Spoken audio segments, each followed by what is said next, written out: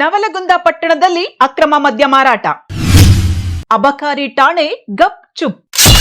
ಹೆಸರಿಗೆ MRP wine shop ನಡೆಸೋದು bar and restaurant. MSIL wine store ಹೆಸರಿನಲ್ಲಿ ತಾಲೂಕಿನ ಜನರಿಗೆ ದುಬಾರಿ ಎಣ್ಣೆ. ನವಲಗುಂದಕ್ಕೆ ಸಂಬಂಧಪಟ್ಟ ಅಬಕಾರಿ ಅಧಿಕಾರಿಗಳಿಗೆ ಮಂತ್ಲಿ ಫಿಕ್ಸ್. ನವಲಗುಂದ ಪಟ್ಟಣದಲ್ಲಿ ಏನು ನಡೆಯುತ್ತಿದೆ ಅಬಕಾರಿ ಮೇಡಮ್?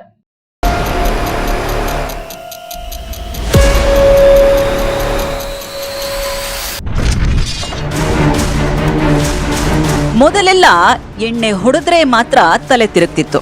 ಆದ್ರೆ ಈಗ ಹಾಗಲ್ಲ. ರೇಟ್ ಕೇಳಿದ್ರೆ ಸಾಕು ತಲೆನೂ ತಿರುಗುತ್ತೆ, ಜೇಬು ಖಾಲಿ ಆಗುತ್ತೆ. ಅಷ್ಟಕ್ಕೂ ಇದು ಯಾವುದೋ ಬಾರ್ ಅಂಡ್ ರೆಸ್ಟೋರೆಂಟ್ ಕಥೆಯಲ್ಲ, ಎಂಆರ್ಪಿ ಸೆಂಟರ್ ಕತೆ.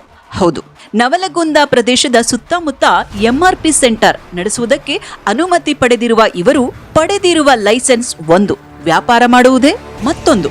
ಎಂಆರ್ಪಿ ದರದಲ್ಲಿ ಮದ್ಯವನ್ನ ವ್ಯಾಪಾರ ಮಾಡುವವರ ನಡುವೆ ಕೆಲ ಖದೀಮರು 20 ರಿಂದ 30 ರೂಪಾಯಿ ಹೆಚ್ಚಳ ಮಾಡಿ ಮದ್ಯ ಮಾರಾಟ ಮಾಡುವುದಲ್ಲದೆ ಅನಧಿಕೃತವಾಗಿ ಫುಡ್ ಐಟಮ್ ಸಹ ಮಾರುತ್ತಿದ್ದಾರೆ.